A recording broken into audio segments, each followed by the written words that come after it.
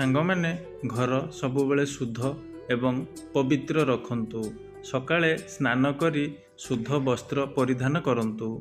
ପୂଜା ପାଇଁ ବିଶେଷ ସ୍ଥାନ ମଧ୍ୟ ନିର୍ଦ୍ଧାରଣ କରନ୍ତୁ। ସବୁବେଳେ ଦୀପ, ଧୂପ, ଫୁଲ, ଫଳ ଓ ନୈବେଦ୍ୟ ପ୍ରସ୍ତୁତ କରନ୍ତୁ।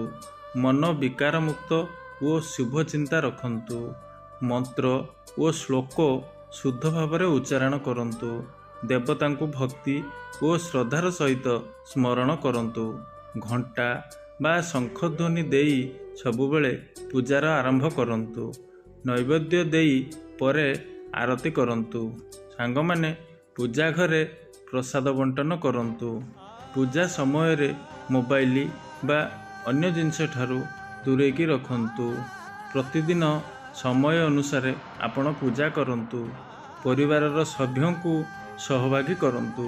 ଅନ୍ତର ଶୁଦ୍ଧି ଓ ଭକ୍ତିର ସହିତ ଈଶ୍ୱରଙ୍କୁ ଆରାଧନା କରନ୍ତୁ।